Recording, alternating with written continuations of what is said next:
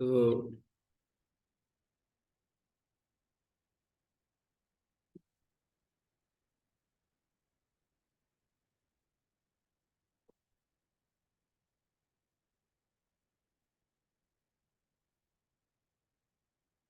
ये जो एक भुआदेव धातुआ है, एक सनातनता धातुआ है। दो सूत्र धातु संज्ञा करते हैं। धातु संज्ञा होने के बाद अकर्मक धातु से भाव में, कर्म में, कर भाव में और कर्ता में लकार आते हैं। सकर्मक धातु से कर्म में और कर्ता में।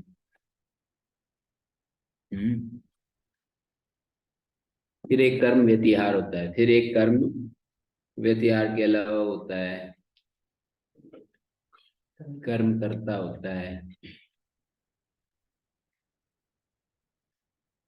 कर्म जब कर्ता बन जाता है तो उसके रूप कर्म वाच्य के जैसे चलते हैं।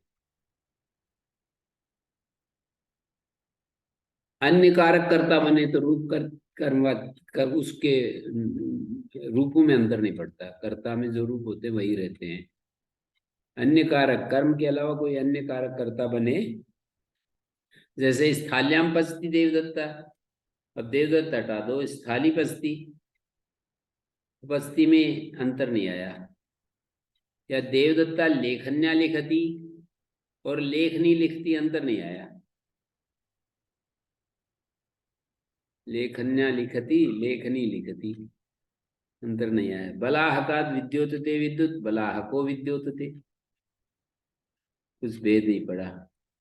अपादान कारक, अधिकरण कारक सारे उदाहरण दे दिए। पर कर्म में जब कर्ता हो जाता है तो अंतर पड़ जाता है। ये भाषा का अपना है, अपना अपना प्रवाह है भाषा का।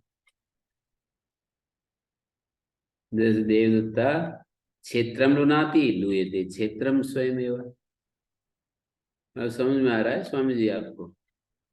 देवदत्ता क्षेत्रम लुनाति। अब यहाँ कर्म को कर्ता बना दो। जैसे देवदत्ता स्थाल्याम पचती, अब स्थाली को कर्ता बना देंगे तो देवदत्त को हटना पड़ेगा। ऐसा नहीं बोल सकते देवदत्ता स्थाली पचती, देवदत्त को हटाना पड़ेगा। हैं? नहीं, नहीं, देवदत्त को हटाना ही पड़ेगा। और स्थाली को कर्ता बना दिया तो स्थाली पचती ऐसा बनेगा। पर देवदत्ता ओदनम पचती, अब ओदन कर्म को कर्ता बनाएंगे, देवदत्त को हटना पड़ेगा। किसी भी कारक को कर्ता बनाओगे, अन्य कारक को, तो उसका पहले वाला कर्ता जो वाक्य में है वो हटना पड़ेगा उसका। जैसे देवदत्ता लेखन्या लिखती, अब आपको देवदत्त हटाना पड़ेगा, लेखनी को कर्ता के रूप में कहना चाह रहे हो। लेखनी लिखती।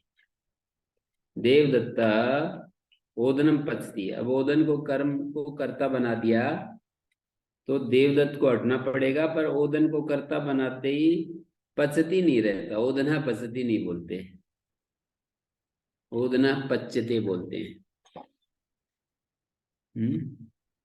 पर कर्तृस्थ क्रियक धातु में कर्ता बनने पर वही प्रयोग होने लगता है। जैसे देवदत्ता हस्तिनम आरोहति, अब हस्तिनम कर्म को कर्ता बना दीजिए तो हस्ती आरोहति बन जाता है। देवदत्ता हस्तिनम आरोहति बोलते हैं तो देवदत्त को तो हटा दिया, देवदत्त को हटा दिया तो हस्ती आरोहति ऐसा प्रयोग हो जाएगा। फिर इसमें आरोहति हस्ती, इसमें यदि निच लाएंगे तो आरोहति हस्तिनम देवदत्त ऐसा बनेगा। आरोहति हस्ती था ना, अकर्मक धातु हो गई, क्योंकि कर्म, कर्म जो था उसको कर्ता बना दिया तो धातु अकर्मक होगी, अकर्मक होगी तो आरोहति हस्ती प्रयोग होगा। आरोहति हस्ती का मतलब क्या है? हस्ती को, हस्ती जो है वो हो रहा है, आरोहति का मतलब झुक रहा है, दूसरे को बैठाने के लिए नीचे झुक रहा है। आरोहति का अर्थ, जब हम देवदत्ता हस्तिनम आरोहति बोलते हैं तो वहां न्यग भवनोपसर्जन, न्यग भावन अर्थ होता है। ये भाषा समझ में नहीं आई होगी। न्यग भवनोपसर्जन, न्यग भवन उपसर्जन है जिसमें ऐसा न्यग भावन अर्थ है, लेकिन आरोहति हस्ती का न्यग भवनोपसर्जन न्यग भावन अर्थ नहीं है, न्यग भवन मात्र अर्थ है। हम्म। हम्म। न्यग माने नीचे झुकना, नीचे होना, नीचे झुकना। न्यग भवन, भवन माने होना, नीचे होना। आरोहति हस्तिनम, हस्तिपका, हस्तिपक हाथी को झुकाते हैं। तो यहाँ पर हस्तिपक व्यापार को हटा दीजिए, हस्तिनम को ही कर्ता बना दीजिए तो हस्ति आरोहति बनेगा। वो क्या झुकाते हैं? हाथी स्वयं झुक रहा है। अब इसमें आरोहति हस्ती से यदि हम निज प्रयोग करें तो आरोहयति हस्ती की कर्म संज्ञा हो जाएगी। गति, गति बुद्धि प्रत्यवसानात् शब्द कर्मा कर्म कारणा मणि करता सुनो, अण्यंत अवस्था का कर्ता अण्यंत में कर्म हो जाता है। अण्यंत अवस्था का कर्ता न्यंत में कर्म हो जाता है, ऐसा है। गति बुद्धि प्रत्यवसानात् शब्द कर्मा कर्म कारण मणि करता शरणो। तो अण्यंत अवस्था करता अण्यंत में कर्म, ये आरोहति अण्यंत अवस्था करता है ना, अण्यंत में कर्म हो जाएगा। आरोहयति हस्तिनम देवदत्ता, ऐसा आ जाएगा।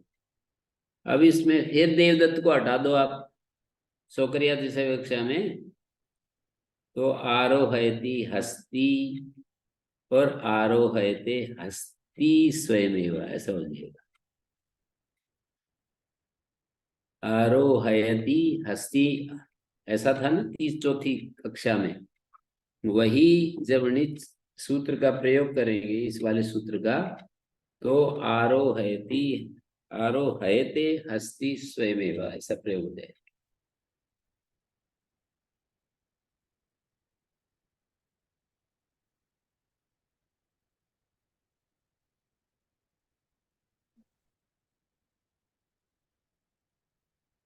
णेरणो यत् कर्मणो चेत् स कर्ता नाध्याने नेह आत्मनेपदं भवति। अणो यत् कर्मणो चेत् स कर्ता भवति। अणो यत् कर्मणो चेत् तत्कर्म भवति, स कर्ता भवति। अनाध्याने, आध्यान को छोड़कर, उत्कंठा पूर्वक स्मरण को छोड़कर, चार वाक्य बन जाएंगे। णे आत्मनेपदं भवति एक वाक्य, अणो यत् कर्मणो चेत् तदेव कर्म भवति दूसरा वाक्य, स कर्ता भवति ये तीसरा वाक्य, अनाध्याने आध्यानम वर्जित्वा ये चौथा वाक्य।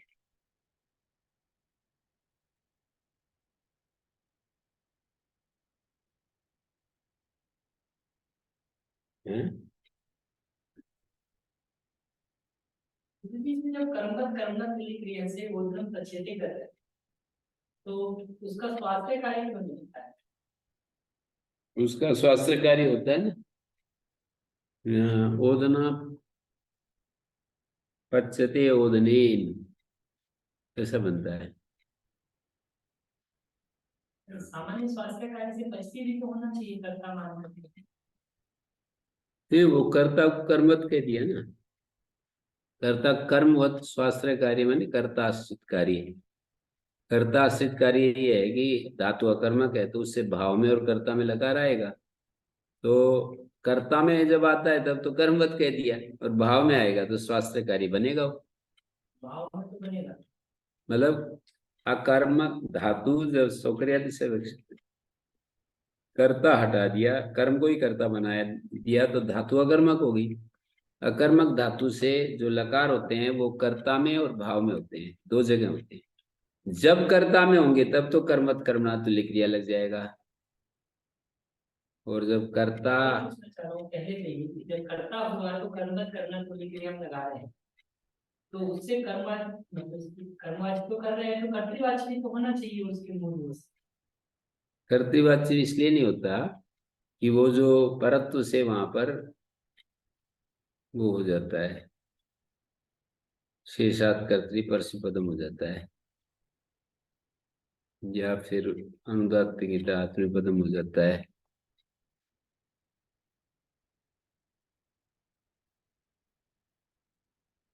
नीलू, आपका कहना है कि जब कर्ता बन गया तो कर्मवत कहने से स्वाश्रय कार्य कर्ता आश्रित कार्य होना चाहिए।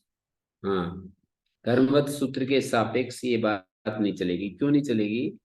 कर्मवत कर्ता भवति, कर्ता कर्मवत भवति, कर्ता कर्म भवति ऐसा नहीं कहा, कर्ता कर्मवत भवति। तो आप तो वतीकरण को ये कह रहे हैं कि कर्ता कर्मवत होता है तो कर्ता हटता नहीं। तो किसी दूसरे, जब ये विवक्षा होगी कर्ता को ही कहना चाहेंगे तो ओदना पचती ऐसा प्रयोग होना चाहिए। जी होना चाहिए। हाँ, ओदना पचती प्रयोग होना चाहिए, पर वहां क्यों नहीं होता? तो इसका उत्तर ये तो बनेगा कि ओदना पचती इसलिए नहीं बनता कि जब कर्म हो जाता है ना। पुस्तकों में गुरु जी वहाँ अनुवृत्ति लाए हैं ऊपर से, कर्तरी की 2 बार, हाँ, से 7 कर्तरी परस्मी पदम। तो उसका तो ये है कि परसिपद वहां होता है जहाँ कर्ता एवं कर्ता, प्योर कर्ता होता है, वहां परसिपद होता है। जहाँ प्योर कर्ता नहीं है, कर्म करता है, तो वहां तो भाव कर्मणों से आत्मपद हो जाएगा। यही तर्क दिया है हम्म इस बात के, पर मुझे ये नहीं समझ में आता कि फिर स्थानीय पद्धति जो स्थानीय पद्धति हम बना रहे हैं, जब तक स्थानीय पद्धति को स्थानीय पद्धति के अंदर तो वहां भी लागू होगा कि जब शुद्ध करता ही कर्ता की तरह होगा तभी हम कर्तृवाची प्रयोग कर सकते हैं। तो यहाँ कर्तृवाची का विधान नहीं हो पाएगा स्थानीय पद्धति ये शुद्ध करता है, गौण होते हुए भी शुद्ध करता है। वहां जो है ना, लेखनी लिखती है, शुद्ध करता है, ये गौण है। गौण का मतलब इतना ही है कि चेतन का वो व्यापार नहीं है। शुद्ध इस रूप में नहीं है, पहले ये अधिकरण था या पहले ये करण था, जैसे वो पहले कर्म था बाद में कर्ता बना। हाँ, मैं बता रहा हूँ उसमें कारण क्या होता है कि जैसे कर्म कर्ता होता है, कर्तावत होता है, तो कर्म कर्तावत होने का मतलब ये है कि कर्म कर्ता के समान होता है नहीं, उल्टा बोल दिया। कर्ता कर्मवत होता है, जो अन्य मतलब कर्मस्थ क्रिया के साथ तुल्य क्रिया वाला करता है, कर्मस्थ क्रिया के साथ कर्मणा, कर्मणा करता है कर्मस्थया क्रियया, कर्म का अर्थ कर्मणा का अर्थ कर्मस्थया क्रियया, इतना अर्थ है। सामान्य रूप से ये अर्थ नहीं है कर्म के साथ, कर्मस्थ क्रिया के साथ तुल्य क्रिया करता, तुल्य क्रिया वाला करता, जैसी कर्मस्थ कर्मस्थया क्रियया, तुल्य क्रिया करता, तुल्य क्रिया में बहुब्रीहि समास है, तुल्य क्रिया है जिसकी, ऐसा कर्ता कर्मवत होता है। सोगर्यादि कक्षा में मूल कर्ता को तो हटा दिया जाता है, अब कर्म को कर्ता बनाया, कर्म को कर्ता बनाया तो कर्म कर्ता हो गया। कर्ता होने के बाद उस कर्ता को कर्मवत पुनः कर्मवत अधिदेश कर दिया। कर्ता को कर्मवत अधिदेश करने का मतलब यह है कि कर्म के जो कार्य हैं वे कार्य इस कर्ता को होंगे। तो कर्ता के अपने कार्य, यहाँ पर स्वाश्रय कार्य तो होता है, पर वो इस तरह से होता है कि भाई देवदत्त, जैसे देवदत्त का ओदनम पस्ती था, देवदत्त हट गया तो ओदना, ओदन कर्म जो था वो कर्ता बन गया, कर्ता बनने से ओदना पचती ऐसा प्रयोग पाने लगा। उस प्रयोग को हटाने के लिए कर्मवत कर्मणा तुल्य क्रिया ने कहा कि ये पचती की जगह पच्यते बोलो। कर्मवत कर्मणा तुल्य क्रिया, कर्म के साथ तुल्य क्रिया वाला कर्ता कर्मवत होता है। कर्मवत होता है मतलब कर्म कार्याणि प्राप्नोति। पचती की जगह आप पच्यते बोलो, ऐसे कह दिया। तो बोले कि स्वाश्रय कार्य भी तो होते हैं, पचती बोलना चाहिए। बोले स्वाश्रय कार्य इस तरह से देखो यहाँ कि कर्मस्थ क्रिया के साथ तुल्य क्रिया वाला कर्ता कर्मवत होता है। तो कर्मवत होता है तो इसका मतलब ये होता है कि वो धातु अकर्मक बनी हुई है। अकर्मक धातु से भाव में और कर्ता में लकार आते हैं। तो कर्ता में जब लकार आए तब तो कर्मवत हो गया, और भाव में लकार आया तो स्वाश्रय कार्य आत्मनेपद और यक आदि हो जाएगा। स्वाश्रय कार्य बताए हैं इसको। ओदनः पच्यते, स्वाश्रय कार्य ओदनेन पच्यते ऐसा होता है। ओदनेन पच्यते का मतलब ये होता है कि जो ओदन है वो कर्ता बना हुआ है, उसमें तृतीया हो जाएगी, कर्तृगण तृतीया। भाव में लकार हुआ, अर्थात इसका भी वाक्य का अर्थ ही बनेगा कि ओदन स्वयं ही पक रहा है। इस वाक्य का अर्थ भी ये होगा, ओदनेन पच्यते स्वयमेव।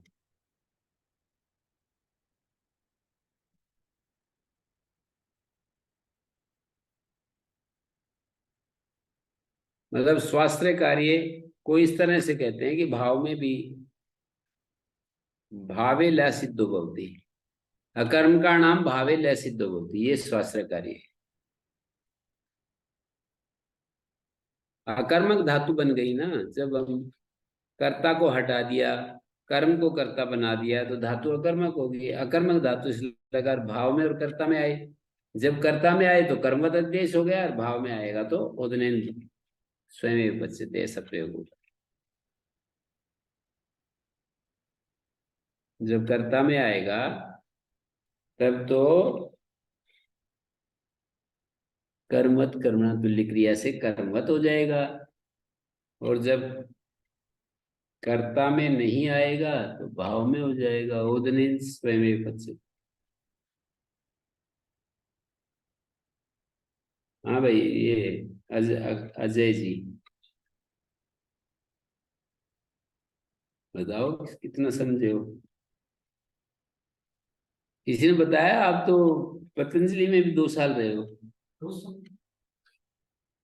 कितने दिन रहे?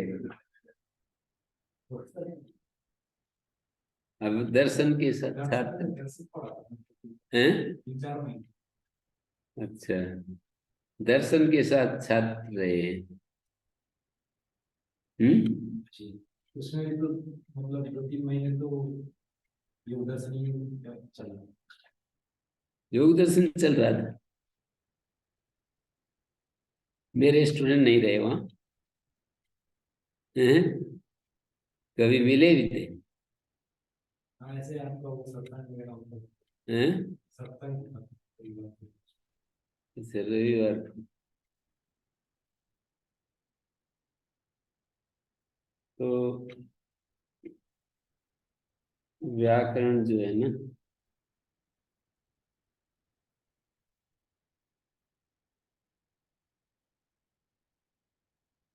हमको वो ट्रेनिंग की बात होती है। मैं तो जैसे ही घर से निकला तो मेरे को तो मन में ऐसे बिठा दी उन्होंने कि व्याकरण पढ़ लिया तो ये जीवन सफल है। तो उस प्रवाह में जो है ना लग गए संधा धुन। आपको और सिखाई नहीं मिली होगी गुरुजी उसमें कि ये भी करना पड़ेगा, वो भी करना पड़ेगा। हाँ, कुछ मतलब यूं कह दिया कि अष्टाध्यायी महाभाष्य निरुक्त, बस 3 ग्रंथ पढ़ लो, अपने आप सब शास्त्र समझ में आ जाएंगे। ये बुद्धि में बिठाया। तो फिर मैंने कहा कि चलो 3 तो बहुत ज्यादा नहीं है, पर डालते हैं।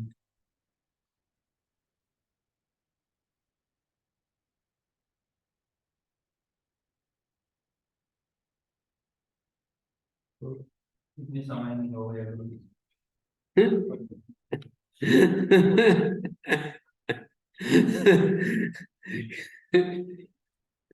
ये प्रश्न ही ये कह रहा है कि मतलब कुछ आनंद सा व्याकरण पढ़ने में कम आ रहा है। हैं? ऐसा नहीं है। अच्छा, जिसमें रस आता है तो हम टाइम पूछते हैं कि कितने दिन और करना पड़ेगा, ये कहा हैं? जिस काम में हमें रस आता है तो कभी आज तक पूछा है हमने कि ये काम कितने दिन तक और करना पड़ेगा?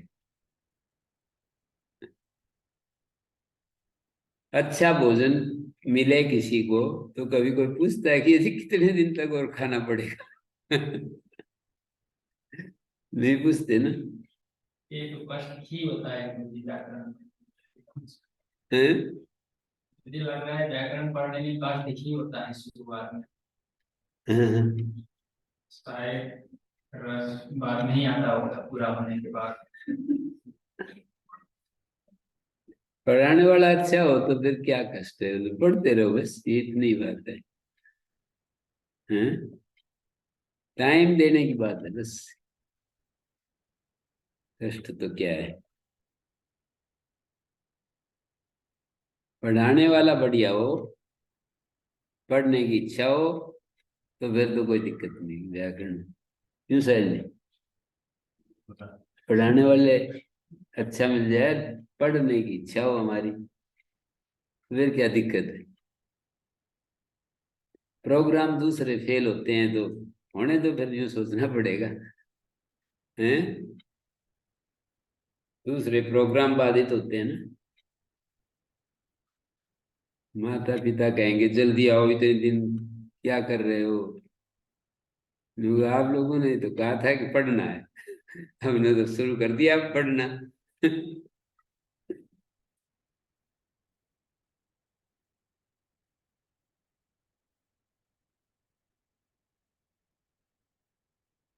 अभी मैं तो इतना बहुत ज्यादा मतलब शास्त्रों में थोड़ा सा वेदांत में आ गया, बहुत ज्यादा पढ़ लेते हैं। ट्रेनिंग सही मौके पर सही मिल जाए तो, व्याकरण पढ़ने के बाद ट्रेनिंग बस वो करना, व्यायाम करना और खा लेना और पढ़ा देना, बस यही ट्रेनिंग थी। प्रशिक्षण सही नहीं मिला, नहीं तो उसी समय कितना वेदांत वे न्याय और मीमांसा क्या क्या पढ़ लेते। फिर व्याकरण नहीं पढ़ पाते ना गुरु जी, इतना नहीं पढ़ पाते, न पढ़ा पाते।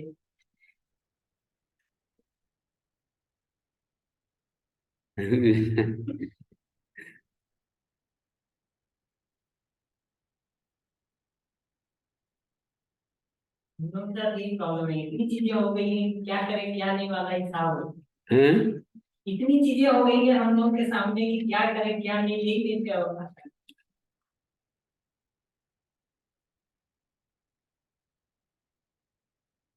जैसे वो लग रहे हैं सही लाइन में, दिलीप आचार्य जी,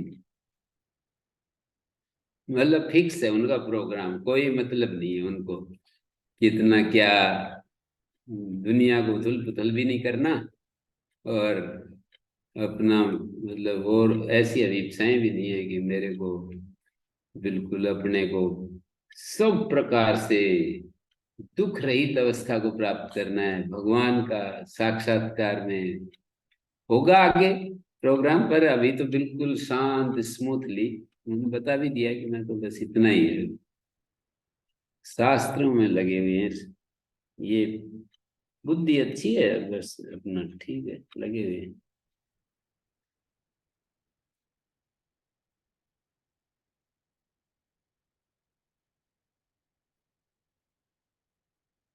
क्यों, ओमवीर जी को तो अच्छा समझ में आ रहा है ना व्याकरण? हैं? कुछ कोई थोड़ा बड़े बड़े सूत्र थे, हैं? जो बड़े बड़े सूत्र थे वो वो नहीं आते? याद करने में कठिन होते हैं, समझने में कठिन हैं? समझने में कठिन हो।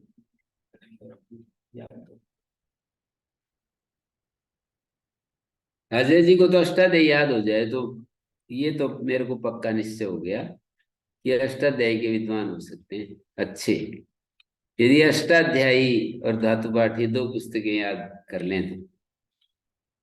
वार्तिक तो खैर अपने आप हो जाते हैं, पढ़ते पढ़ते ज्यादा याद नहीं करने पड़ते वो। कोई ऐसे वार्तिकों को याद रटते नहीं लगाता, पढ़ते पढ़ते अपने आप हो जाते हैं। तो यह वार्तिकों की ज्यादा चिंता की बात नहीं है। कैसे होते हैं ये पता नहीं, पर हो जाते हैं। वार्तिक जो जरूरी वार्तिक है ना, हो जाते हैं। उग युटा उवंग एणो सिद्धो भक्त विभाजी आया था, जो मेरे को याद हो रहा है ये। गमे रिंगादेश ग्रहण विश्यते अज्जनुम सनीम वार्तिक आया था। गमे रिंगादेश ग्रहण विश्यते। 3 साल अगर ठीक से सब छोड़ के लगे ना व्याकरण, हैं? 3 साल अगर ठीक से सब छोड़ के लगा जाए व्याकरण में, तो सिर्फ व्याकरण पढ़ा जाए 3 साल, मुझे लगता है हो सकता है। केवल पढ़ने से भी नहीं बनेगी बात, पढ़ाने से।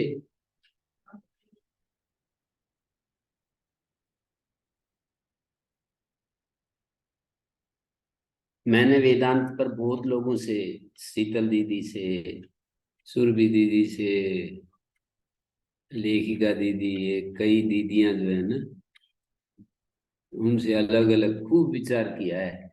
तो इसलिए मेरे को इसमें थोड़ी गति होगी वेदांत में, नहीं तो केवल मैं पढ़ता तो नहीं हो सकती थी। और अभी भी मैं चला रखा है प्रोग्राम, बंद नहीं किया है। तो जो है नई नई स्फुरणाएं होती है, समझ में आती है चीजें, अच्छा ये क्या है, ये एकदम। पढ़ाना बहुत जबरदस्त चीज है मेरे लिए तो। वो देवमयी दीदी कहती थी मेरे को पढ़ाने में ज्यादा समझ में नहीं आता, मैं अपने आप पढ़ती हूँ, विचार करती हूँ तो मेरे को समझ में आता है, ऐसे कहती थी। अलग अलग सिस्टम है सबका, मेरे को तो पढ़ाने में ही सही समझ में आता है। कितने महाभाष्य के सूत्र और ये बोलते बोलते, तो बोलने लगता हूँ तो स्फुरणाएं हो जाती है, अपने आप ही समझ में आ जाता है। ये कहना चाह रहे हैं। और कई कई बार बोलने से, जैसे एक बार समझ में आया, आज महाभाष्य पढ़ा रहा था मैं, वो कोई प्रसंग था नपुंसक शब्द ग्रहणम या अर्थ ग्रहणम। तो ऐसा लगा कि जैसे कि आज अच्छा समझ में आया। पहले भी ऐसा ही हुआ होगा पर बीच में भूल भाल गया, कई बार हुआ होगा ऐसा। आज ऐसा हुआ कि भाई ये चीज तो कुछ नए अंदाज में समझ में आई। अच्छा ऐसा कहना चाह रहे हैं, ऐसा होता है, अच्छा ऐसा कहना चाह रहे हैं। फिर हो सकता है ये भूल भी जाऊं, पर फिर कभी आएगा तो फिर जल्दी समझ में आ जाती है। कई बार जैसे 2 बार 3 बार ऐसे हो जाए तो फिर वो दिमाग में बैठ जाती है। अब ऐसे वेदांत में कई सूत्रों के अर्थ, कई चीजें बिल्कुल भूलूंगा नहीं ऐसे, एकदम जो है ना उस शब्द का अच्छा ये अर्थ है। नहीं आता है तो पूछता हूँ। तो ऐसे न आने पर पूछने से भी बहुत ज्यादा विकास होता है। जो चीजें खटक रही हों तो पूछने से, तो ऐसा है।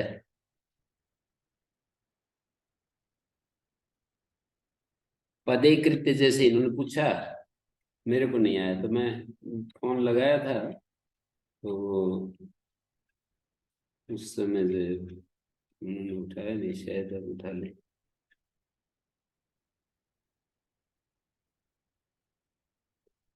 मेरे को तो याद रहता है, कोई चीज नहीं आती तो याद रहता है कि अच्छा ये चीज नहीं आ रही, क्या चक्कर है इसका। ये पदे निवचने के किमस्ति? पदे पदे निवचने। मध्ये पदे निवचने च इति सूत्रे पदे कृत्य इति किम उदाहरणम को अर्थ? पदे कृत्य दिया तो है एक मैं भी कभी ध्यान के उतर गया, मैं देखता हूँ सामने मैंने भी उसका प्रयोग पदे कृत्य स्थान पर करके उसके जगह करके, मैंने उसमें भी दिया है मेरे वाले मध्य पदे मध्य कृत्य हैं। मध्य कृत्य, ये तो अर्जुन रावण ने दिया है कि उनके हरिणों के झुंड के मध्य करके कहा है मध्य कृत्य। और पदे कृत्य का भी एक उदाहरण है हमारे पदे कृत्य था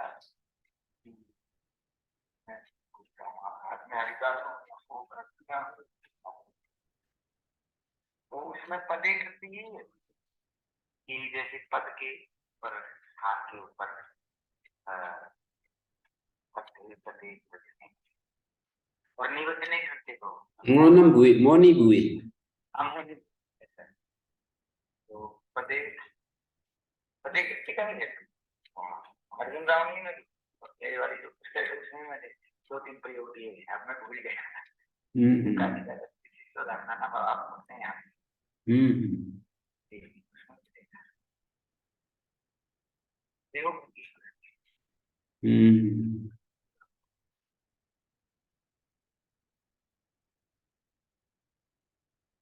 पदम, पद स्थान के लिए भी आता है। आपद स्थान के लिए भी मध्य कृत्य सलील ऐसा अर्जुन रावणी करती है उसको बीच में करती है और पदे कृत्य ऐसा कुछ है। पद स्थान के लिए तो खूब है पदे कृत्य। पद का अर्थ एक वो भी होता है ना, पद, ये जो आजकल पद चल रहा है। हाँ अच्छा, पद पद उच्च पद, निम्न पद। परंतु महत् पदम अधिष्ठित है। हाँ, महत् पदम केन आपनोति महत्। सही हाँ वो भी है, पद वो भी है वहाँ भी उससे पद पद पदवी वो स्थान के लिए हाँ सही संस्कृत हुआ था हाँ उसमें भी आता है काव्य प्रकाश में उच्च ही पदम अधिष्ठित है, इसमें भी आता है तो में पद का वो भी है पद एक रखते को पद पर बैठा कर विशिष्ट स्थान पर बैठा स्थान उच्च पद निम्न पद। पर पुराने साहित्य में अधिकार के लिए पद का प्रयोग है। लाक्षणिक जैसे उत्तम पदम अधिष्ठति निम्नम पदम प्राप्त है अतः उसमें अधोदो गंगेयम पदम उपगतास्तु स्तोकम अथवा विवेक भ्रष्टाचार भवति निपातशतम। तो हम सिरे सर्वम स्वर्गा स्वर्ग से वो शंकर जी के सिर पर आए से फिर वो मारने पर इससे समुद्र में गई तो अधोदो गंगेयम पदम उपगता अधो अधो अधो पदम। हाँ तो हाँ स्तोकम पदम तुच्छ पद को प्राप्त करता है। नाम भवति निपातः स्तोकम पदम तुच्छम पदम। हाँ तुच्छम पदम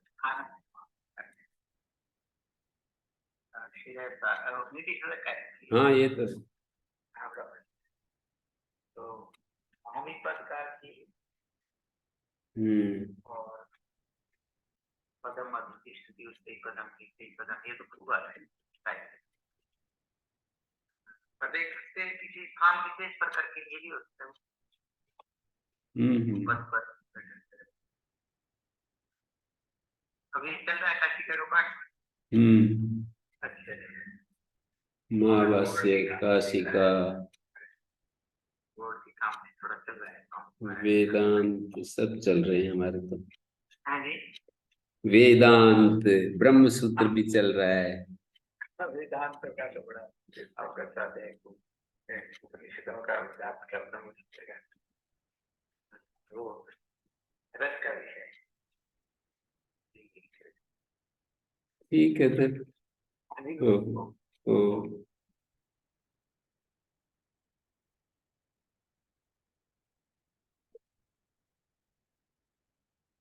तो ये जो है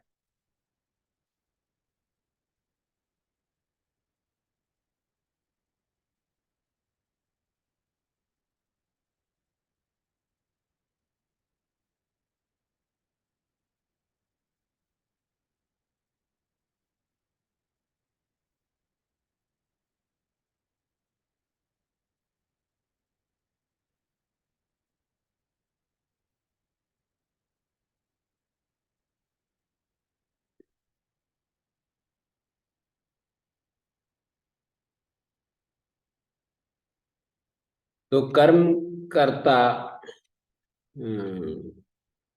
में एक बात विशेष है कि सनंत धातु नाम कर्म कर्त्री, निजंता नाम कर्म कर्त्री, आत्मनेपदस्य यद् रूपं भवति तदेव भवति, यक आगमो न आगत, यक आगमो न भवति, चिण अपि न भवति, यक चिणो प्रतिषेधे, यक आगमो अपि न भवति, चिण प्रत्ययो भी न भवति लुङ् लकारे, लट् लोट् लङि विधिलिङ्गि यक भवति, यक विकर्ण भवति, सोऽपि न भवति, अथ च चिण विकरणो भी लुङ् लकारे न भवति। यथा बुभूत से बुभूषते, बुभूषते, अनुबुभूषते, सुखम स्वयमेव, अनुबुभूष्यते सुखमिति न भवति। कर्मवाच्यते अनुबुभूष्यते इति जायते, परं कर्मकर्त्री अनुबुभूषते इति प्रयोगो जायते। कर्मकर्ता में अनुबुभूषते ऐसा प्रयोग होगा, अनुबुभूष्यते नहीं होगा। कर्म में अनुबुभूष्यते होता है और इसमें अनुबुभूषते।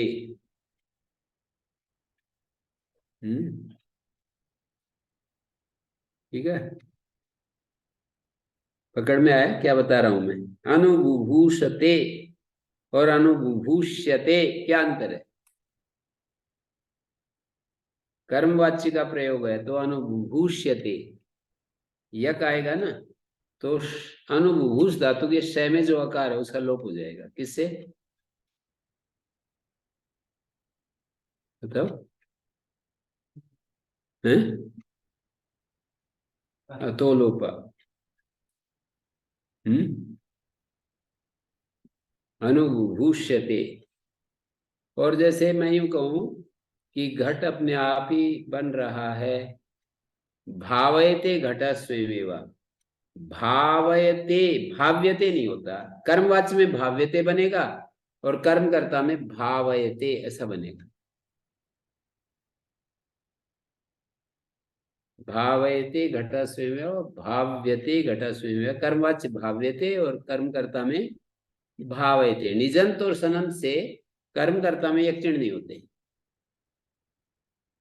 भूषा कर्म किरादि नाम चोप संख्या न अन्यत्र आत्मपदात् णी संति ग्रंथि ब्रूय आत्मपदा अकर्म का नाम संख्यान कर्तव्य।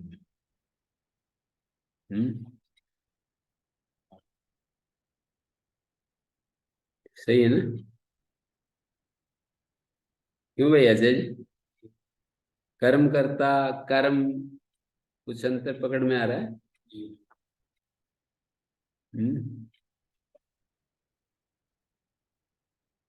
आपको ऐसा मन में आया है कि अभी तक नहीं आया है कि मेरे को अष्टाध्यायी तो याद करनी है किसी भी हालत में, कितना ये कठिन काम हो? ऐसा आया है कि नहीं आया अभी? याद करते समय दिक्कत होती है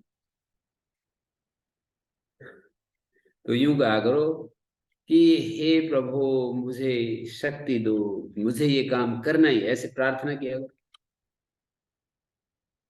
प्रार्थना का मतलब अपनी जरूरत को महसूस करना, इसका इतना ही अर्थ है प्रार्थना का। जरूरत महसूस करने से शक्ति अपने आप आ जाती है। मेरे को तो बहुत मुश्किल से ये भी रहस्य पता चला है, बहुत ही टक्कर खा करके, यूं कैसे हो जाएगा? भगवान से प्रार्थना करने से भगवान हमें वो चीज दे देगा, ऐसे कैसे हो जाएगा?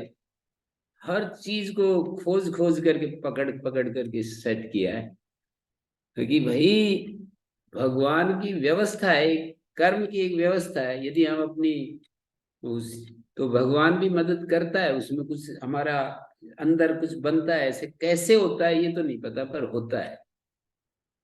प्रार्थना चरितार्थ होती है, ये बात बहुत सुनी थी, पर वो उसमें संशय नहीं थे मिटा था, पर संशय मिट गया कि वो होता है। अब कैसे होता है ये तो बेशक हम नहीं बता सके, पर होता है। यदि अपनी जरूरत महसूस करेंगे ना बार बार कि मैं ये चाहता हूं, जो भी जिसमें कमजोरी है उसको हटाने के लिए यदि बार बार अपने मन में लाएगा तो उसका उद्धार होगा। अपनी कमजोरी को हटाने के लिए महसूस करेंगे ना, एक बड़ी शक्ति को मान लिया है, कोई बड़ी शक्ति इस अस्तित्व में है ही, वो तो मतलब सारे वेद शास्त्र गा रहे हैं, तो ऐसे थोड़ी है कि नहीं है। तो उसके सामने अपने आत्मनिवेदन, अपनी मांग बार बार रखना, तो उसकी तरफ से भी हेल्प होती है। वो स्वामी शरणानंद जी कहते हैं, ना हो तो हमारा नाक बंद कर देना, गला घोट के मार देना, करके तो देखो। हैं?